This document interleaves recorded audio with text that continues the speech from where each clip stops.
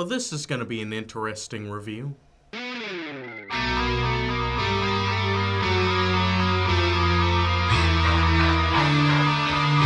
Hello everyone, welcome back to the Real Screen Team. I'm Andrew Thomas. I'm here with fellow Ghostbuster Christopher Johnson. Hello, everyone.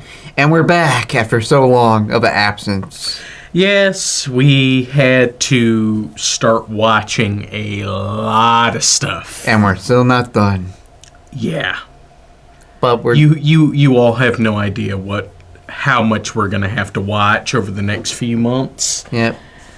But first, go over a new movie that we've decided to continue our Ghostbusters review with the new one. Yep. So, should I get into the overview? Yep. Okay. Ghostbusters Frozen Empire is a 2024 supernatural comedy film. It is the sequel to Ghostbusters Afterlife and the fifth film in the Ghostbusters franchise. For better or for worse. Mm-hmm. The film was produced by Columbia Pictures, Ghost Corps, Bronze Studios, and Right of Way Films, and distributed by Sony Pictures Releasing. The film was directed by Gil Keenan and written by Keenan and Jason Reitman. The film stars Paul Rudd, Carrie Coon, Finn Wolfhard, McKenna Grace, Celeste O'Connor, and Logan Kim reprising their roles from Afterlife, alongside Bill Murray, Dan Aykroyd, Ernie Hudson, Annie Potts, and William Atherton reprising their characters from the earlier Ghostbusters films. Mm-hmm. And now the synopsis. 2 years after the events of Ghostbusters Afterlife, the Spengler family returns to the iconic New York City firehouse, where the original Ghostbusters have taken ghostbusting to the next level.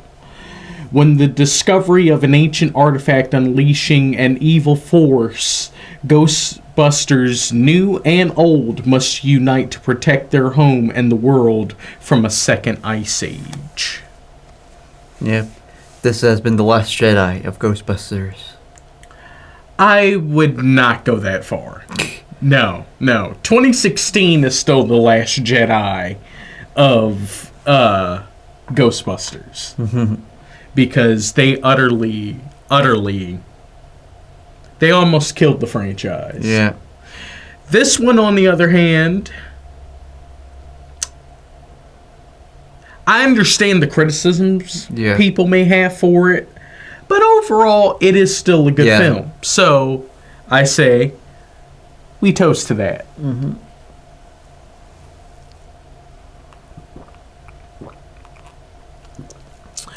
And we're drinking Ecto Cooler, so if it turns black in the green screen, it's because it's really Ecto Cooler. Yeah. Big thanks to the San Diego Ghostbusters for making the recipe, and thank you GhostbustersNews.com for sharing the recipe. Yeah, who would have thought? Just Tampico Citrus Punch and Minute Maid Lemonade. Mm-hmm. You can recreate Ecto Cooler. Mm-hmm. Tastes much better properly chilled. Yeah. Well, I guess, why don't we get into the cast? Yep. Starting with, I guess, now he's the main character? Yeah. I guess? Yeah. Gary Gruberson, played by Paul Rudd. Yeah, he gets more to do in this one. Yeah. He has essentially bumped up from just being the teacher to stepdad? Yeah. Even though they're not really officially married, they're just dating. Yeah, but they are essentially in a relationship that is going to turn into a marriage. Yeah. Yeah, his story arc is trying to get the kids to respect him as a father figure. Well, not just so much respect as in to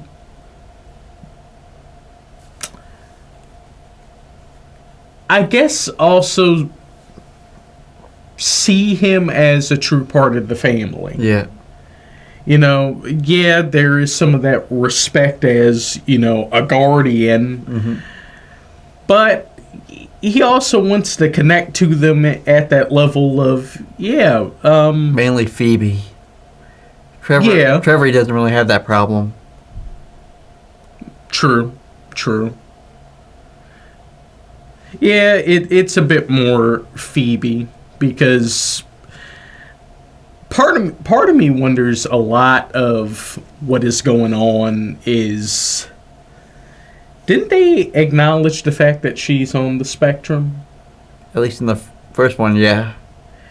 So I have a feeling that some of those things may correspond into some of the relationships that we see in this. Yeah. I mean, I don't want to overstep. I mean, I think some of that, and also he's kind of like the Peter Bateman of the Ghostbusters now, with him the one that having to deal with Peck when Phoebe's not the one in trouble. True. Yeah. He tries to be the voice of reason, you know, when things are going bad, people are bickering, or when they're almost shut down. Now we'll get into him. Yep. We're going. But overall, I really liked Gary in this. I mean, he was already good in the first one. Yep.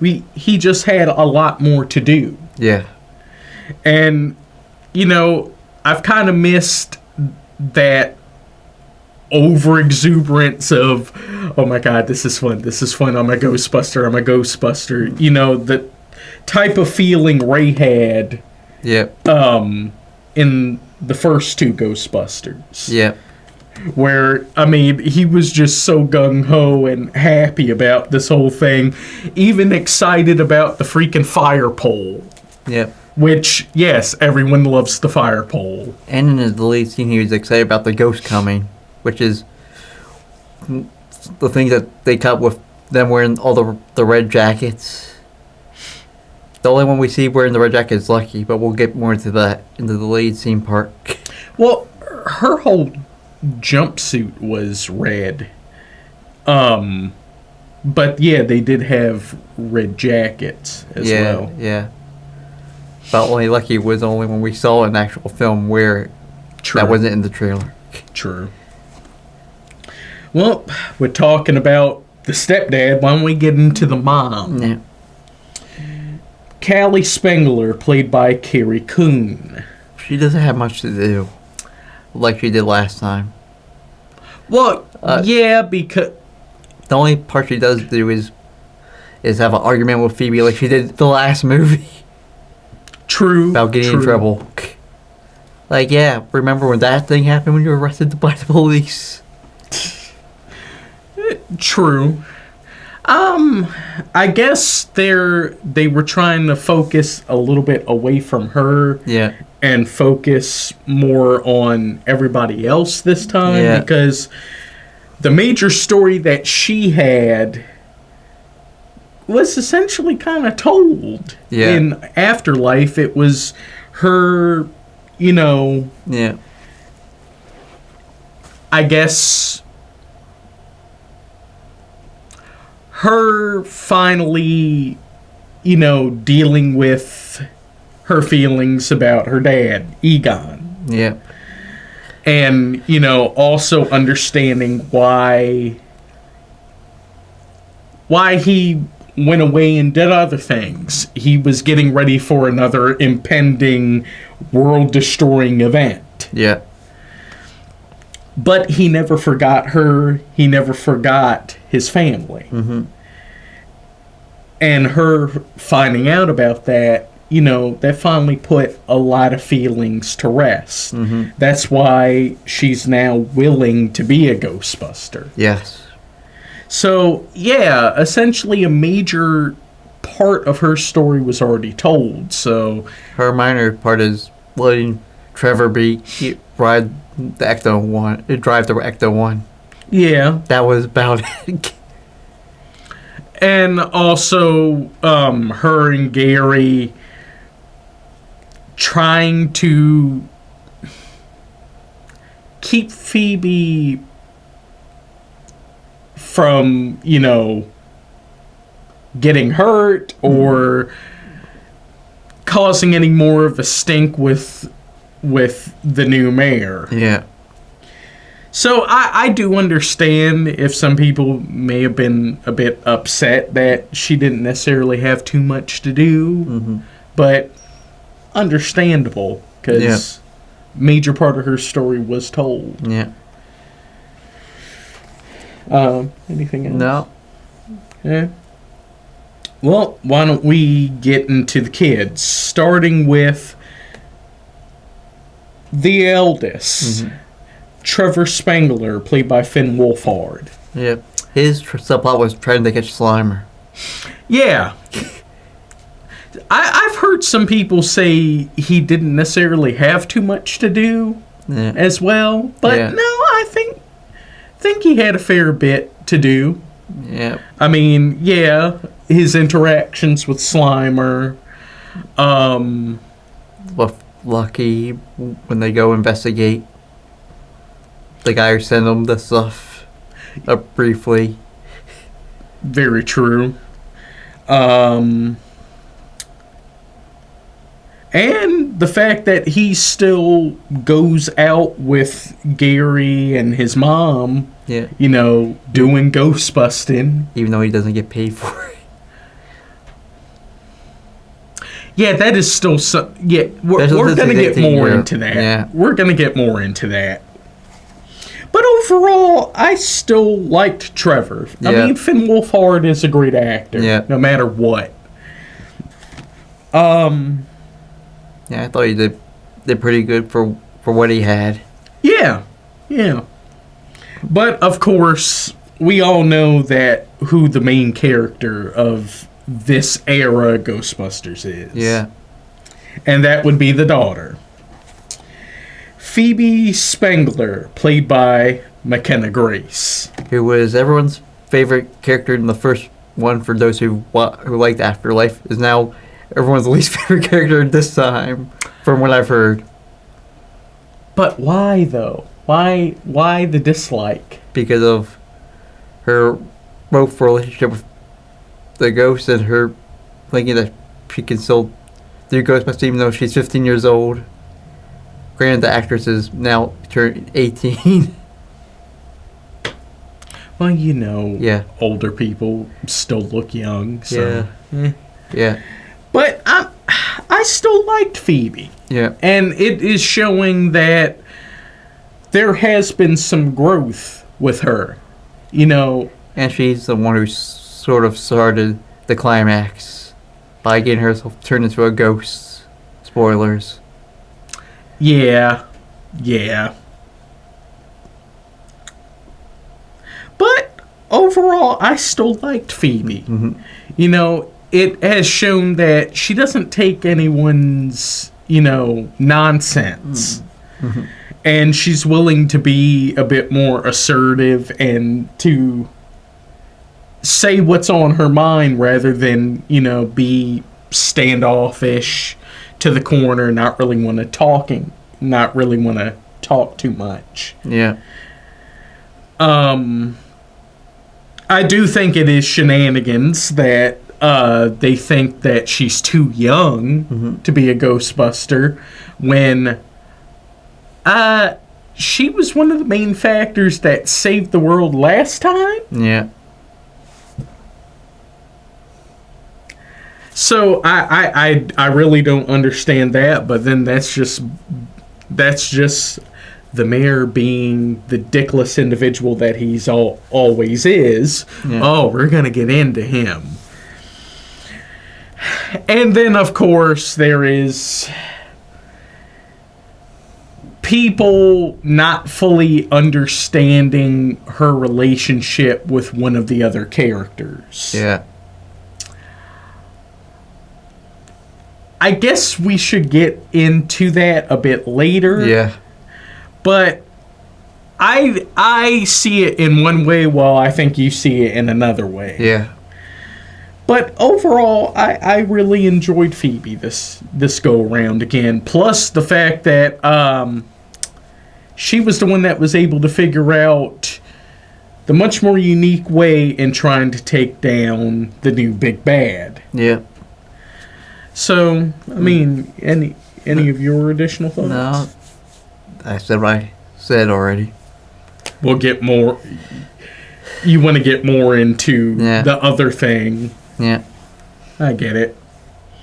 Well, why don't we also get into the returning characters?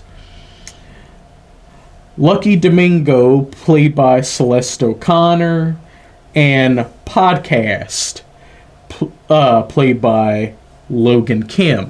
Celeste O'Connor, the star of the best Spider-Verse movie, Madam Web. Don't say stuff out loud like that. She's lucky she had this in the pipeline to save her career. Yeah. Because at least this is going to be successful. Despite how divisive it may be, at least people enjoyed it. That trash fire, oh Lord. That's why we never reviewed it. Though I have a feeling at some point we're going to have to, just not anytime soon. Yeah. But overall, I liked what Lucky was doing. Yeah. You know, she has decided to go into the different section of, you know, Ghostbusters in actually studying the ghosts and putting them in the much bigger, proper containment unit, as well as also getting some of the ghost spirits out of the old one, out of objects. Yeah. Because we're dealing with a lot of ghosts that are just staying within objects. They don't really get much of the Lucky and Trevor relationship like they did in the last one, though. True. Though you can still see that it is still a thing. Yeah. I mean, he was very happy to see her. Yeah. But yeah, I don't think they were thinking about focusing too much on that aspect of it. They were mainly focusing on the Phoebe part. Oh, Lord. We'll get into it. But overall, I liked the fact that Lucky was still doing something. And it kind of makes sense with, you know, and her personality. And she briefly turns the icicle a couple times. Yeah. For real, I thought she was actually going to be frozen for like most of the movie, and I'm very happy that she wasn't. Yeah. I would have been very upset if that had been the case. Yeah. Plus, also, let's not forget, she's also working on a lot of the new gadgets as well. Yeah. Gotta love that. And while on the other side, Podcast has found his true calling of being a partner in crime with Ray at his, you know, occult shop and helping him with a YouTube channel. Yep. Interestingly enough, where they're helping people in figuring out if some things are haunted which aren't haunted. Yeah. The poor lady's watch. Yeah, apparently people enjoy when he hits stuff with the hammer. Yeah. which is his running weapon for the rest of the movie. He hits something with a hammer. I think, didn't he bring it with him when it was time for the final fight? Yeah. But once again, Podcast is still great. He's still kind of showing that he's a chip off the old block with Ray. Yeah, it's mainly focuses on him and Ray's relationship more than him and Phoebe's, which was also a thing in the first. Yeah, because he was legitimately the first friend she ever made. Yeah. And, a friend that really got her. Yeah. And I guess it was vice versa. Yeah. With, Phoebe understanding him. Yeah. So, yeah, I do see that, but at least we do get moments of them, hanging out and working together and trying to solve the bigger mystery that leads into the new big bad. Mm-hmm. Let's talk about... Well, I think we should talk about the returning characters before we get to the new characters. Okay.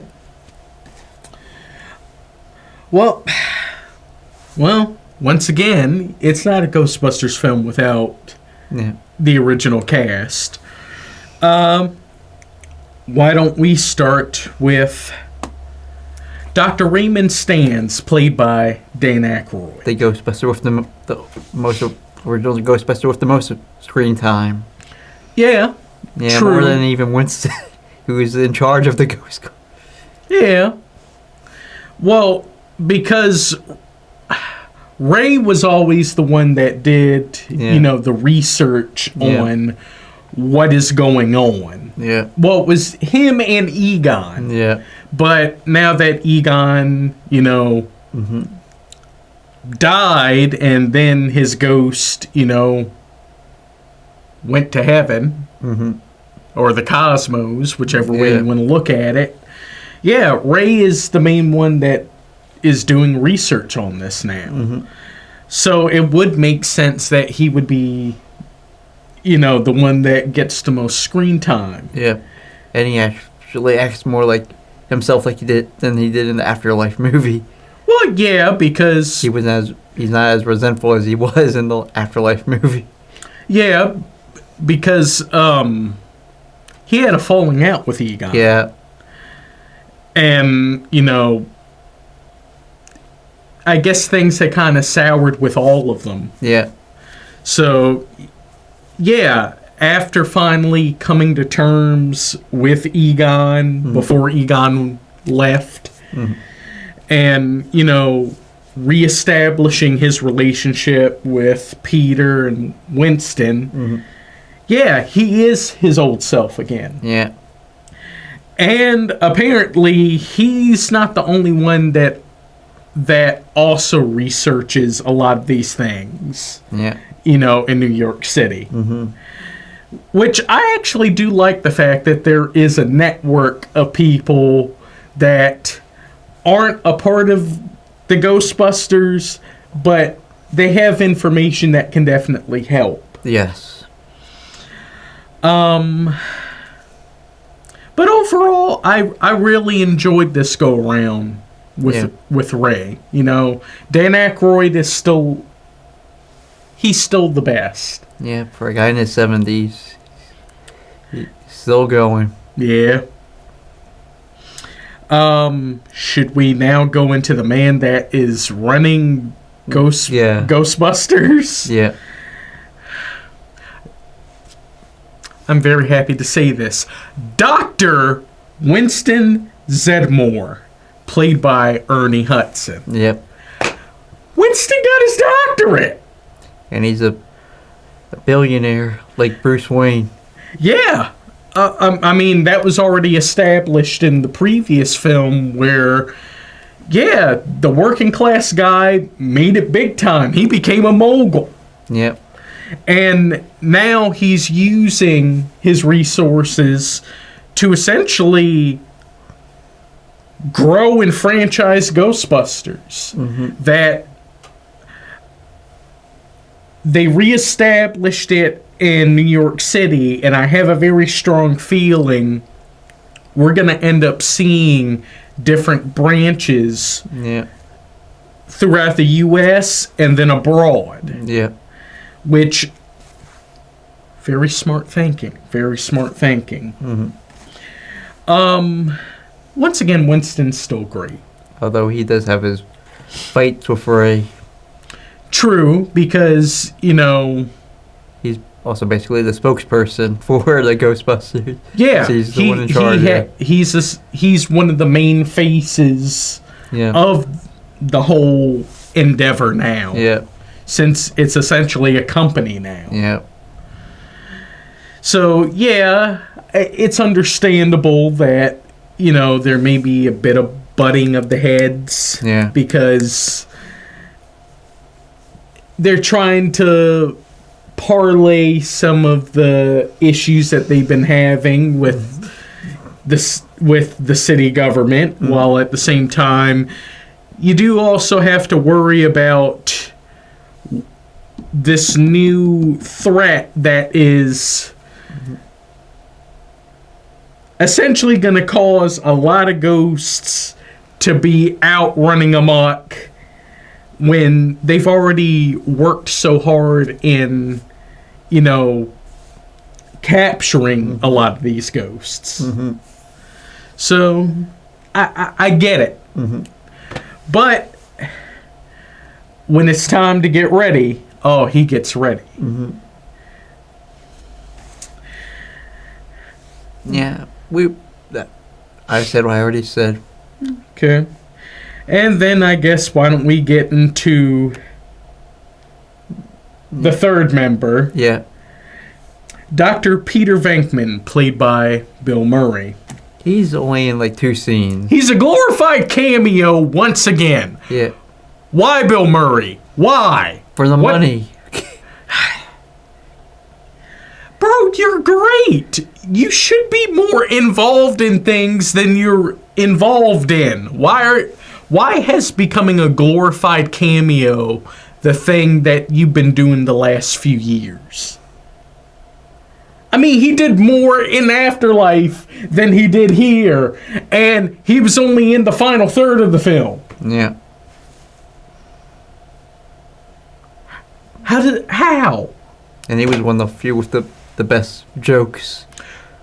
Because it's Bill Murray. Mm-hmm. Yeah. I mean, don't get me wrong. Dan Aykroyd is also fantastic, but it's Bill Murray. Yeah, I wouldn't be surprised if he may improvise his line. I have a very strong feeling he did. Yeah, for a 2 scene. Which he does still play an important part in the story, as his side of understanding things in Ghostbusters involves the individuals and how all these different things may react to the people. And of course, he's the one that mainly talks to one of the newer characters and helping him understand his bigger part in this whole story. Yeah. And that was about it for Peter. Yeah, I mean, it would have been nice if we had seen him interact more with the current Ghostbusters team. He did interact with the new mayor, or the current mayor, at the end. That was one of the best parts. By outsmarting him. Yeah. But it's understandable. We're dealing with a lot of characters here, so I get it. I get it. Mm-hmm. Yeah. And then why don't we get into another returning face? Yeah. Janine Melnitz, played by Annie Potts. She's also sort of like a cameo a bit.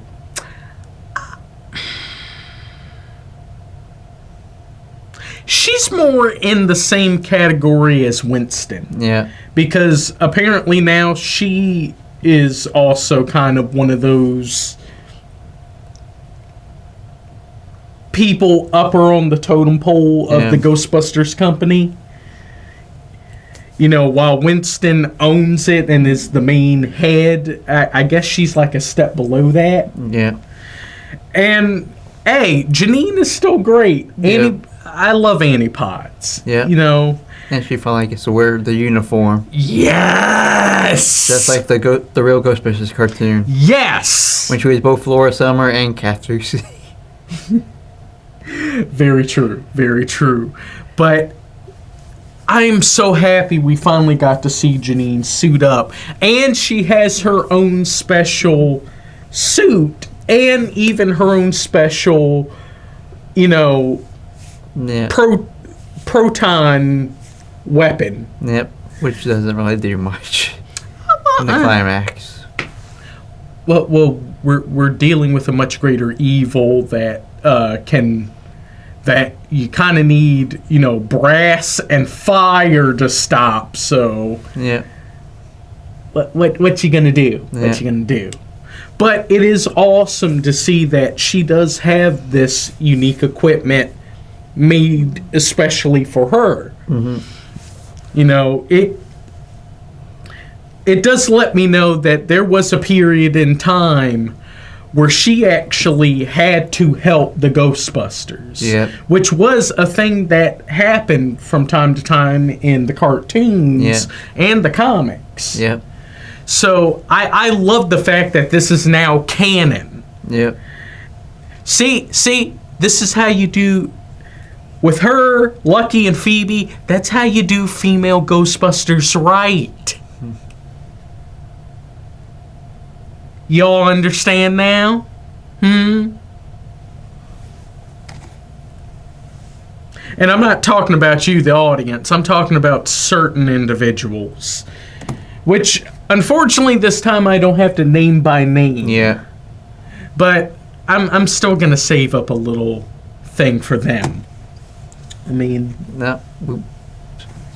Like this, I've already said it. And then, why don't we get into the man that is causing the most issues besides the main big bad? Well, old Dickless is back. Walter Peck, now Mayor Walter Peck, played by William Atherton. This man forever is going to be a thorn in our sides when it comes to things that we enjoy, huh? Yep. And is always causing greater issues than what need to be made. Yep. Even though this time he isn't necessarily the one that causes the calamity. Yeah. We can at least give him that. Yeah. But I still don't understand why he has such a hate boner for the Ghostbusters. Bro, you were a skeptic that was proven wrong all the way back in 1984. When a freaking giant marshmallow man was heavy stomping through New York City and then ended up becoming gallons of marshmallow fluff throughout a good chunk of Manhattan. You were covered in that marshmallow fluff. I think you should understand that the Ghostbusters are an important thing. Because, there are strange things in the neighborhood. And they're all not caused by gases that make you hallucinate. Which I still don't understand why he still believes that idea. You saw ghosts. You saw them. They're real.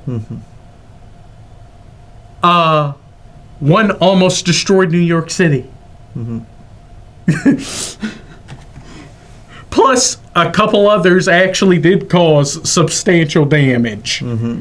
So I don't get it. I don't get it. Is he just mad because he got proven wrong and he doesn't want to admit that he's wrong? Yeah. Bro, get over yourself. Just get over yourself. You're mayor now. Just put your own feelings aside that you were proven wrong and actively try to do things what's best for the city, and that is have the Ghostbusters, which in the end Peter was able to jump in and kind of force him to endorse them. Especially since also the people of New York City are once again on the Ghostbusters side. So I found that as a very nice comeuppance. But why don't we get into the new characters? All right. Starting with the one that has a greater impact. Nadeem Razmati, played by Kumail Nanjiani. From Marvel's favorite movie franchise, The Eternals. Oh, Lord. So this film also saved his career, too. Yeah. Overall, I did like his new character. Yeah.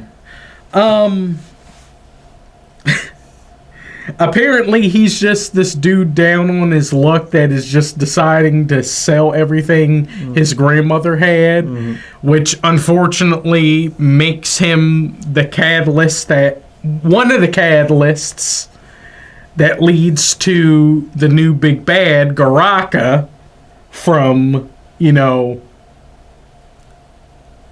finding his way out and trying to destroy the world. But it turns out Nadeem is a part of a greater force to stop Garaka. The Fire Masters. Yeah. Which were the original individuals that sealed Garaka away. Yeah. And it turns out that is within him. As his grandmother was the one that was able to trap him in 1904. Well, yes, and she was essentially the guardian of the orb that kept Garaka sealed away. So when he finds out that, he has this power within him, he actually is very helpful. It kind of takes some time, and maybe sometimes he may cause a bit more issues than what is necessary, but in the end, he actually does something good and important. And I think that kind of changes him a bit. A bit more. Nah, you said it. That's pretty much it. Okay. Well, why don't we also get into one of the people in the network? Yeah. Dr. Hubert Wartsky, played by Patton Oswalt. Patton Oswalt actually did do a good job. Even though it's only a cameo. Yeah. Another glorified cameo, but he also is important in the story, as he's the guy that has all the information of how Garaka, of who Garaka is, and how he could potentially be released. As well as explaining how Garaka is kind of messing with things, throughout New York City. So, yeah, he is very important.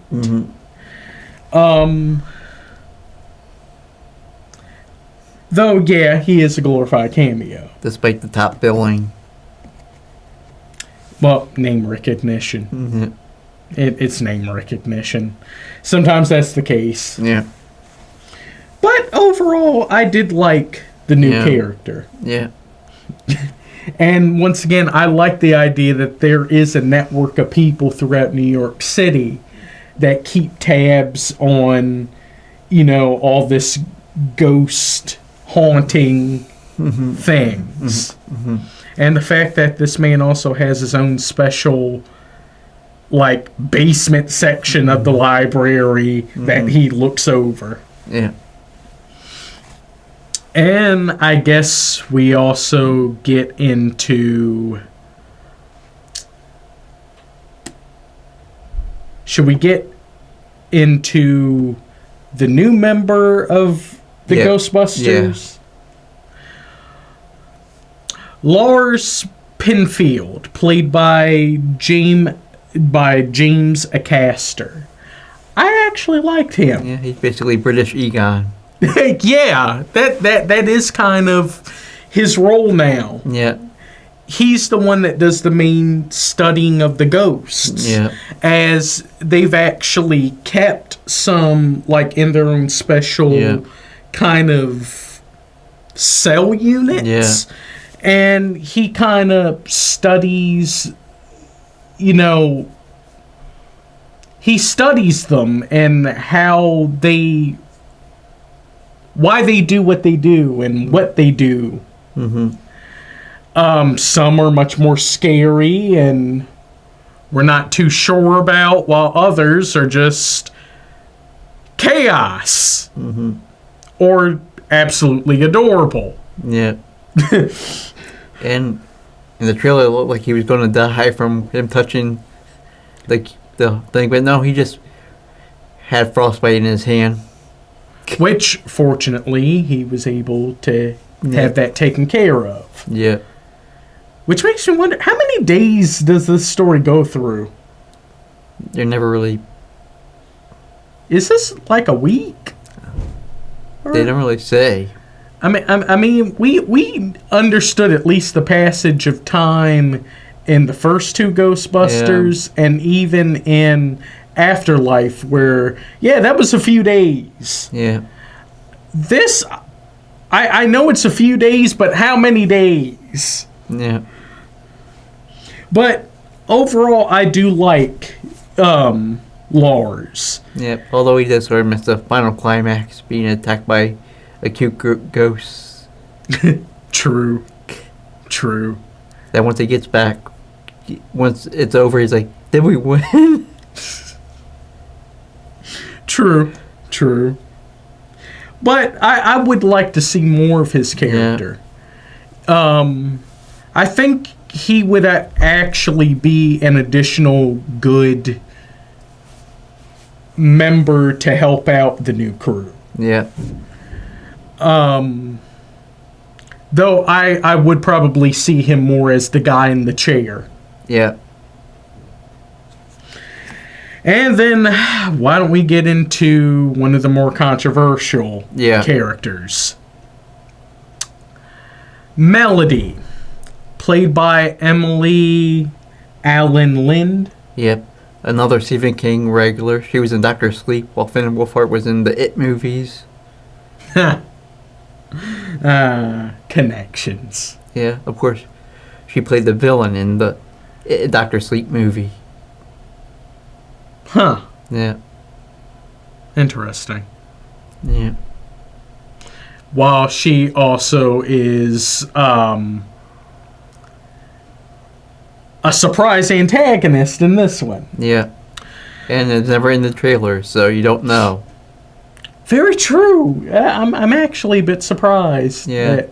They just mainly focused on Garaka and maybe a couple of the other ghosts. But, they did not really show her, which was a surprise because she's a ghost of...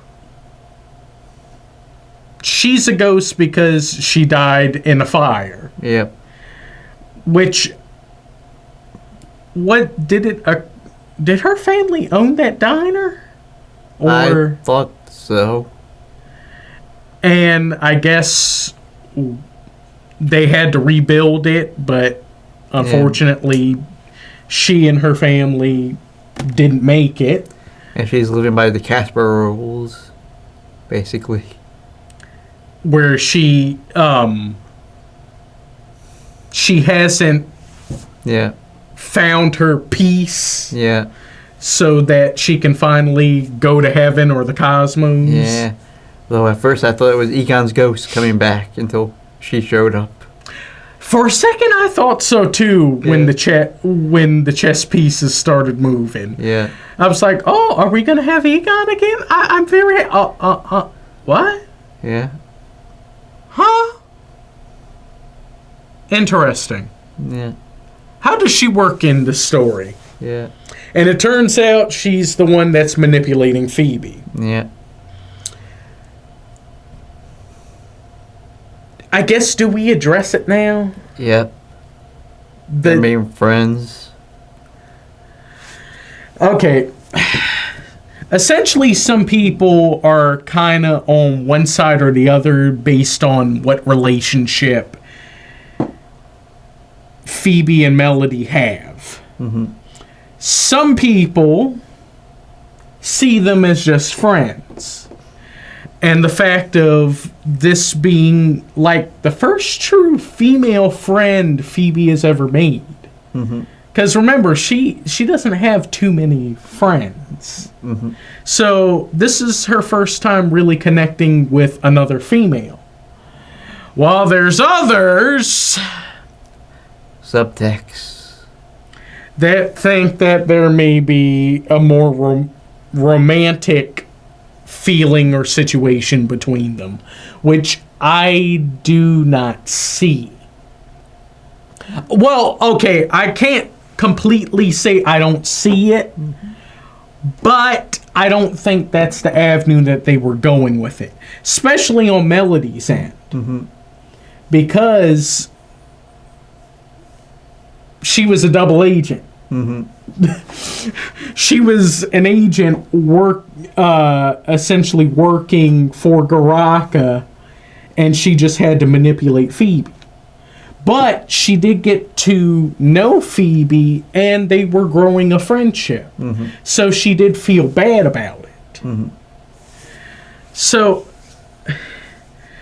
I understand maybe some people on Phoebe that may think Phoebe may have had those feelings, but I don't really believe that.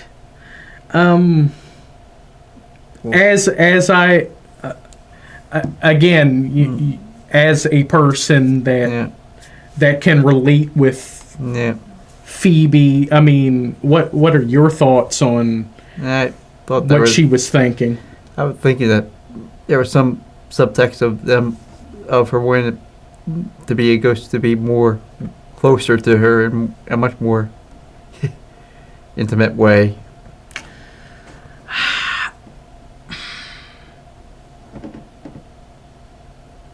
While I can see the argument, I don't fully think that was the whole case. I think it takes another rewatch or two.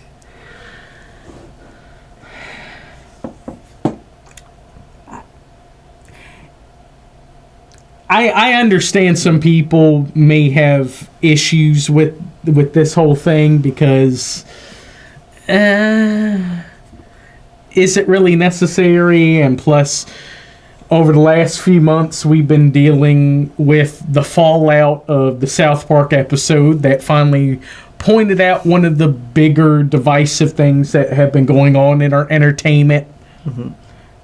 Should we play the clip? Yeah. Chicken it, make her gay. Yeah, they've been doing that a lot. Just putting, just for no good reason, put a chick in it, make her gay, and somehow, some way, it makes it lame. This go round, I don't see it as. It didn't hurt the film. But I understand this may be a thing that some people are going to have a debate about. Especially since the fact that it's not clear cut. Yeah. I mean, look at us. I believe it was just, a friendship that was growing because girl on Spectrum is now connecting with another girl that just happens to be a ghost. While you... think that there was something more to that was kind of probably cut out in the original script, from the original script. You think it's queer baiting? Yeah. Because for real, I thought she was going to end up developing something with podcast. Yeah, I thought so too, until this movie. But who knows? Who knows? Hopefully we get a fifth film. Yeah. Hopefully we get a fifth film. Yeah. But overall, I did like the character Melody. Yeah. And I got really concerned for her when Phoebe saw her again, because Phoebe had no qualms, and I was like, do it. Do it. Do it. do it. Buster. But you want to get into the good? Okay. Well, of course, with the good, the plot. Yeah. I mean, pretty straightforward. It's great to see more world building for the Ghostbusters. We see a lot more growth in the characters. We get introduced to new characters. And it's a much more original than rethreading the original movie plot. Yes! We're finally dealing with something new. Part of me was worried, are we really going to have to deal with Vigo again? But no Vigo the Carpathian this time. We actually have a new villain, Garaka, who was essentially like this ghost priest thing that was working for this king, but the king saw that Garaka had much more dire, terrible plans, so he essentially had Garaka sealed away. Yeah. But Garaka wanted his vengeance on humanity. And this was more of a live-action Real Ghostbusters cartoon, a bit. Yes. Yeah, we saw a lot more of things from the Real Ghostbusters that essentially, does that almost make the show canon? No, it's still alternate reality. Because they make because in the cartoon they make the movie that stars Bill Murray and Dan Aykroyd and Harold Ramis in the cartoon. With Winston saying Murray, Aykroyd, and Ramis. What is that, a law firm? Yeah. Get it. Yeah. Well, why don't you point out some of the things that you noticed? Well, Phoebe ends up becoming a ghost briefly, which is sort of a homage when Cartoon Egon became a sort of a ghost for an episode. Continuity. Boom. And then when Ecto 1 gets possessed and comes alive, that happened in a couple episodes ago in the show. The car. Where it ends up attacking the original Ghostbusters, yeah.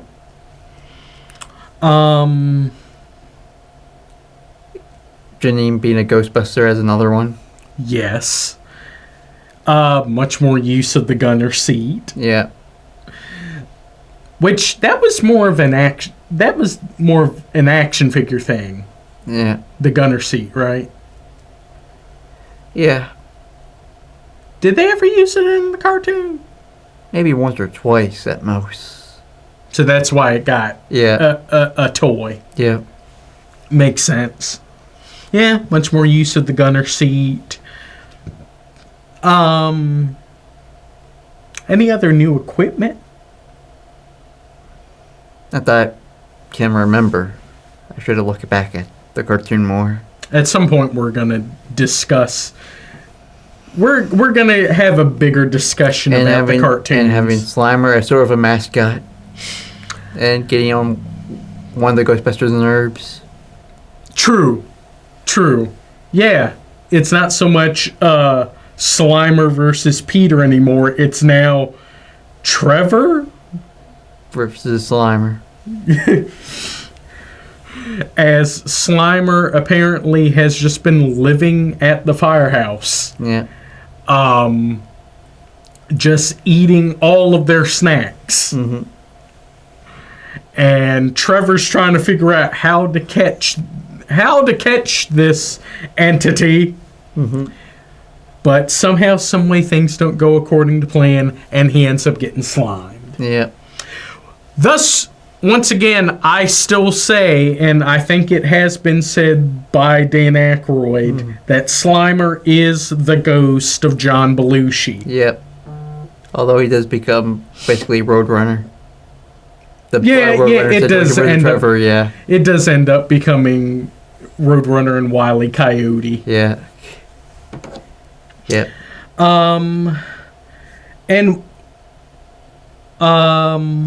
everything else being canon. Well, most of all the movie stuff being canon, like in the... Yes, a lot of things officially have become canon.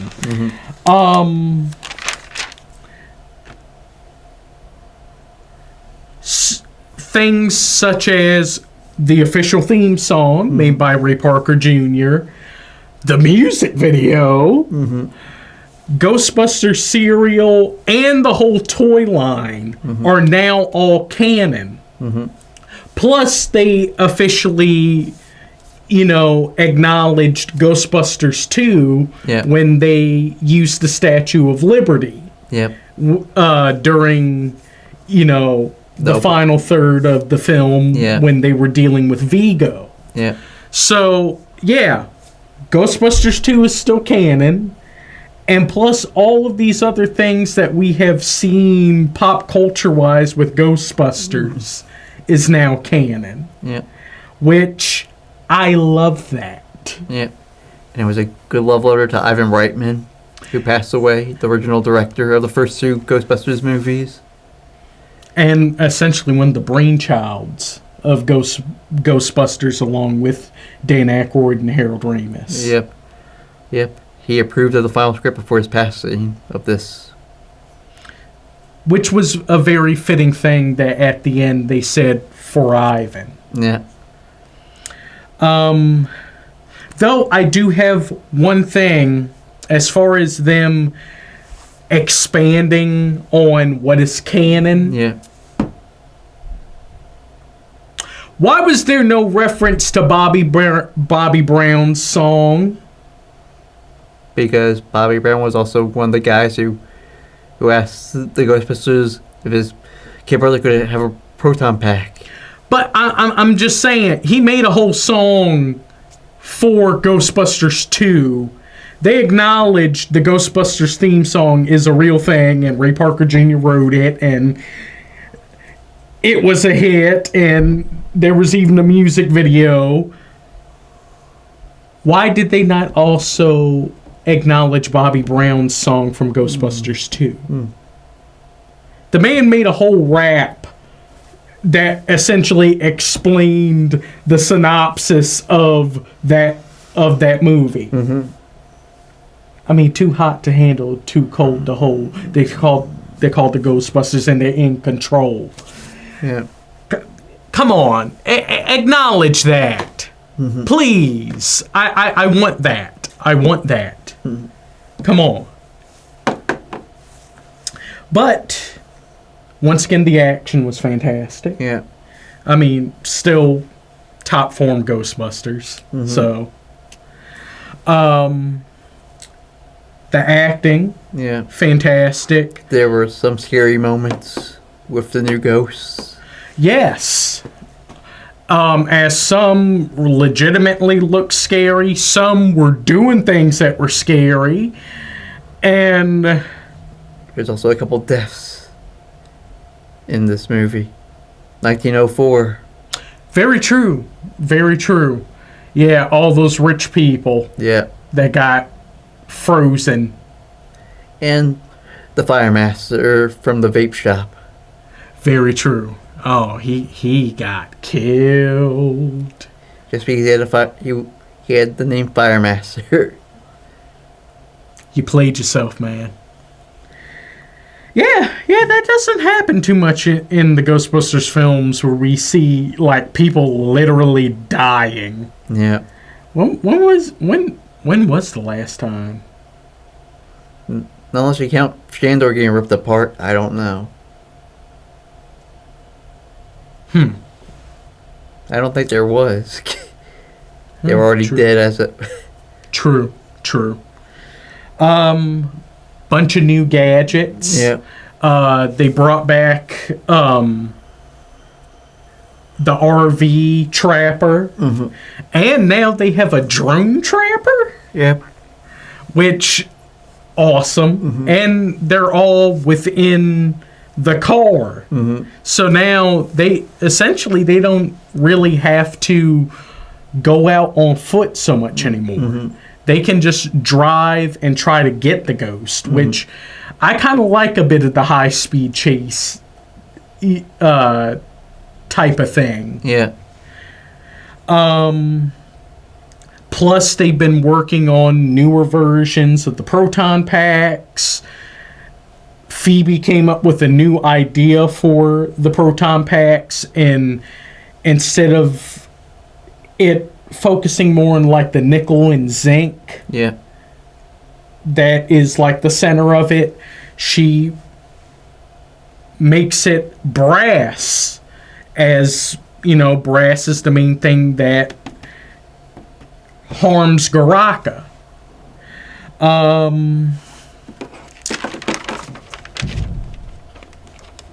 And of course, we did also have a couple other cameos, not just Slimer. We saw John Rothman as the library administrator again. Yeah. Just brief 5 seconds. Yeah, but it was nice to acknowledge that he's still at the library. And so upset over them before they even became Ghostbusters. True, but... I'm not getting rid of the library ghost. Yeah, why is the librarian ghost still there? I would have thought they had busted her a long time ago. Nope, they... Guess Ray's too scared to go there. Go Buster. Which she's also one of the other scarier parts. Yeah. But though I found it a bit more hilarious because I was like, ah! I understood that reference. Now we have to get into the bad. I think there were too many subplots. Yeah, there were. They should have shrunken that to at least 2 subplots instead of 5. True. Which I think in the end did kind of... It did kind of complicate things. Yeah. Because... You're like going back and forth between one thing and then you go all the way back to the Phoebe subplot. Yeah, there were... While I do understand there are a lot of moving parts for this story, as, you know, there's some that are trying to study... Yeah. Get information about this evil, others trying to get ready for it. Yeah. Others were, while also worrying about the old containment unit and that possibly opening, as well as the ghosts that they have trapped and them potentially getting out. There are a lot of things. Yeah, they should have cut it out and made it at least like 2. So... It'd be more coherent in a way. I feel like all of this could have worked better as like a limited series rather than a whole movie. That would have given everything a lot more time to breathe, and also there wouldn't have been some parts that felt slow. Yeah. I felt like the Phoebe and her ghost friend were a bit... in subplot was a bit slow at times. It didn't take a while to actually get to the point of it. True. Plus that causing a lot of division within the Ghostbusters community. And then some Ghostbusters not having enough screen time because others have the subplot. Yeah. While they did do things, they weren't a main focus. Yeah. You know, Lucky, Podcast, and Callie. Yeah. Which, yeah, Callie only got involved when it was time for busting. Yeah. But at least Lucky and Podcast were doing things involving the main plot. Yeah. Whether it was gathering the information about Garaka or trying to keep the ghosts at bay that were about to be unleashed by Garaka. So they had a bit more, but yeah, it would have been nice if they had more to do. But then again, we're dealing with 5 subplots, so... Then there's stuff that they cut out. Yeah, some deleted scenes that would have added more to the film. Because there's a scene where Peter and Gary are talking by the containment unit that's in the trailers. He asks, what would you do in the situation? He's like, I would like go to the clubs, Peter, talk to Gary. Then there's also the scene in the early trailers where they're all wearing the red jackets, waiting for the ghost to show up. Which I wonder why they cut that out, because it was you could see just the Spangler family all wearing the red jackets, and in the end it's only Lucky wearing the red jacket. True. Yeah. And Janine's answering the phone calls in one of the trailers. That's cut. Yeah, she was doing the secretary work, and they cut out her stuff. I feel...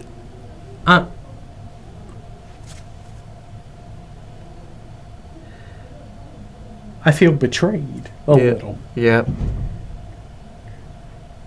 Why would you do that? Why? No! I would love to have heard her say Ghostbusters. Yeah. I want that. Why would you take that out? Well, I guess because the fact maybe she's not really the secretary anymore. She's an upper member of the Ghostbusters Corporation. But I would have loved to have seen her do it one more time. And the director has said that he wants to see his deleted scenes on the Blu-ray, but not as a director's cut. Just the deleted scenes only. I understand that. Yeah. I do understand that. Yeah. He wants to make sure that the film that we saw is the true thing. Yeah. Those additional scenes, they are nice, but I get it. I get it. But I do think maybe at least a couple of those scenes should have been kept in. Yeah. Now we get into a bit of a couple of whats. Yeah. One, really, the Sprinklers don't get paid? Who pays for the rent? Is it Winston? He's like, well, after what happened with the afterlife, it's like the most he could do. Like, sorry about Egon. I'm just gonna let you guys take over the firehouse now. Well, maybe Trevor and Phoebe don't get paid, but I think at least Gary and Callie. I think they're at least given money. Yeah. For the busting. Yeah. And also, Winston also gives them something. Yeah. So I think at least that is a bit better explanation. Yeah. Someone's going to have to ask Jason Reitman and Gil Keenan about this. Mainly Gil. Yeah, they both co-wrote the movie. So Somebody's going to have to ask them about this. I hope someone does. Yep. And then the other thing. One of the ghosts that they had in the cell block was... a possessor ghost. Yes, as it possesses all inanimate objects. As it was the one that did, it did possess the Ecto-1 and tried to cause a little bit of an attack with that, along with many other things. At one point, it possesses a pizza. And then Slimer eats the pizza. And then we don't see that ghost ever again. Did we see a ghost die? It's double dead. Yeah. This is reminding me of that Robot Chicken clip where ghost scares guy. He falls downstairs, dies. He becomes a ghost, beats up and kills the other ghost, and then the ghost comes back from that ghost body.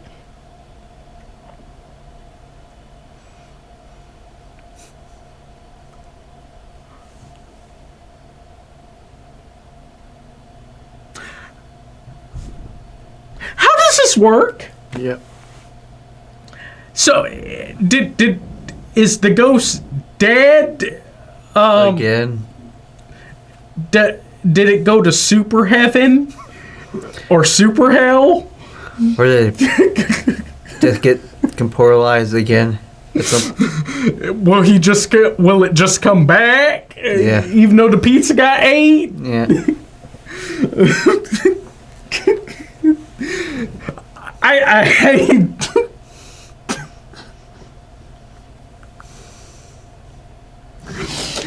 There needs to be an explanation about this.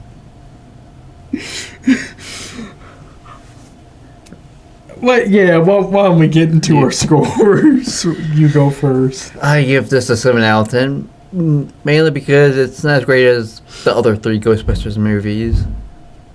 And like I said, too many damn subplots. They should have shut it kind of down to like 2. Made it much more coherent. In a way. Pretty much. I don't hate it because there's still some moments I would rewatch again just so I could just rewatch my favorite moments in the movie again. For me, I also give it a 7 out of 10, but in a much different way. I feel like this film stands head and shoulders next to Ghostbusters 2. There are some elements of Ghostbusters 2 that are better than this film, and then there's some elements of this film that are better than Ghostbusters 2. But in the end, I do feel like they kind of stand head and shoulders next to each other. Nice follow-ups to the other films that did some really good things. Yeah. So, yeah, they're both the companion pieces. So, anything to say to the critics? Yeah, that's right. Before I do my announcement. Well, fortunately, I don't have to name anyone's in particular by name this go around compared to Afterlife or even the Super Mario Brothers movie. But apparently there are still some critics that want to still try to downvote this movie despite the fact that Ghostbusters 2016 did not get a sequel. It's going on 8 years now. Ghostbusters 2016, Ghostbusters Answer the Call, wasn't a good movie. It cost Sony money. It didn't make back money. It harmed a number of people's careers. Paul Feig hasn't made a film since because people lost faith in him as a director. So it wasn't going to get a sequel. Just because some of you all are on this whole girl boss thing doesn't mean you always get what you want. If you wanted that film to succeed, you should have gone and see the movie. Or you should have positively pushed people to go see the movie rather than negatively try to force them and gaslight them to go see the film. People are not going to go spend their hard-earned money for something if you are going to attack them. Trying to call them terrible people or try to say that somehow, some way you are harming women or all these other things just because they may not be into a movie does not mean they're going to go see it. You can't bully people into seeing something if they're not into it. Essentially, Paul Feig should have made a better film. He had a good cast of actors, all of which I am a fan of. But what his vision did not match up to what Ghostbusters truly is about. And it failed. It's been nearly 8 years now. The sequel's not coming. You're not getting a director's cut. As all facts, you're lucky that this... Well, they really do have a director's cut, extended cut on the Blu-ray. But really, in the end, it's never going to get like a theatrical release. Yeah. That's what they were trying to push. Yeah. But it's never going to happen. Mm-hmm. And plus, on top of it, you all are lucky that in some semblance that universe still exists in the multiverse of Ghostbusters. Y'all are still lucky for that. For real, they could have memory holed that whole thing, never to be spoken of ever again. So I say, y'all better sit down, shut up, and let the consumers choose whether this film succeeds or fails. Mm-hmm. You can give your input, maybe help people on whether or not they should see it or not with true criticism and not trying to utterly trash it and give it absolutely no merit, which that essentially makes you a crappy critic. Mm-hmm. And shows that you just use this as just a soapbox rather than actively discussing a thing that you're supposed to enjoy, which is film. All right. But if you want to state how you feel about this movie, go find us on Facebook, The Real Screen Team. Where else? You can also find us on... Well, you can also find us on Facebook. Yeah, I said that. Oh, you said Facebook? Yeah. My apologies. You can also find us on Instagram, Reddit, and TikTok. For now. For TikTok. Well, we'll see. Yeah. We'll see. Yeah. We'll see. And be sure to like, comment, subscribe, and share, and definitely subscribe to our YouTube channel. It would really mean a lot. Yes, we're getting close. We're getting close to being halfway there to our first goal of 500 subscribers. Yep. That's when we can become a YouTube partner, and then we can actually start making some money. Yep. But before we go, there's first a new segment we're planning to do. Which you're not going to see it this year, as we already have a set schedule for the rest of this year. Yeah. But we plan on implementing it next year. Mm-hmm. It's called Adaptation Advocacy, in which we pit two shows or movies based on a property that we enjoy, and we judge each adaptation based on certain aspects or categories and see which is better. Mm-hmm. You know, as we are fans of various franchises and properties, a lot of them have different interpretations. Yeah. You know, multiple film versions, multiple TV shows, and some of us actually prefer certain shows compared to the other.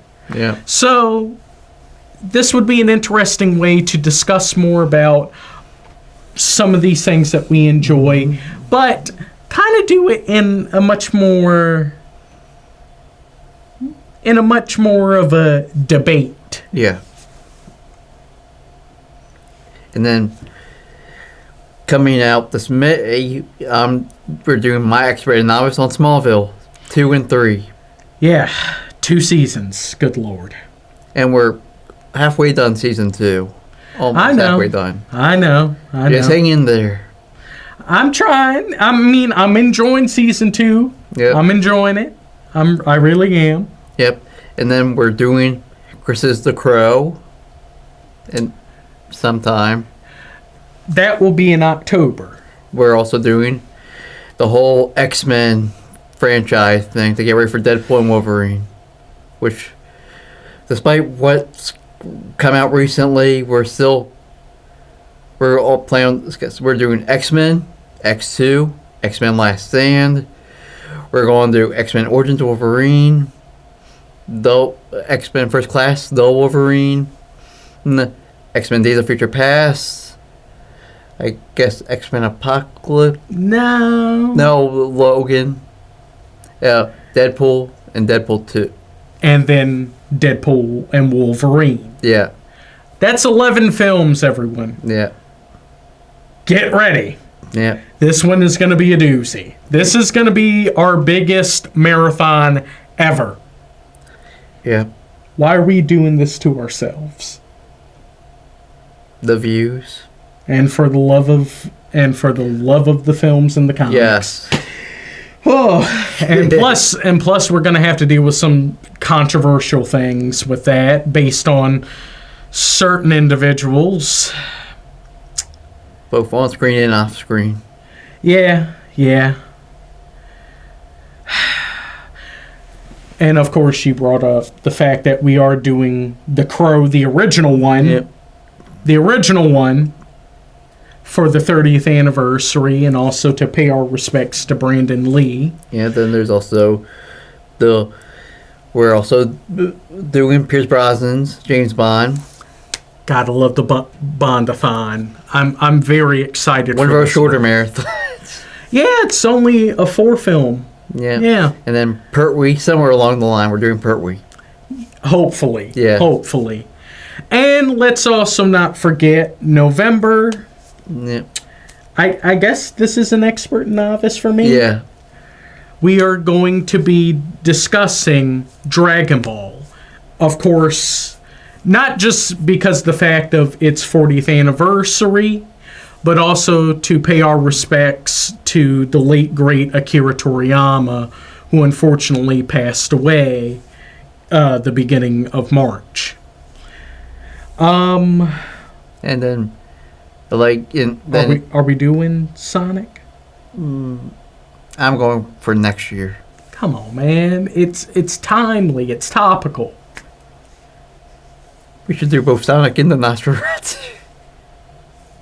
I'm fine with that. Yeah.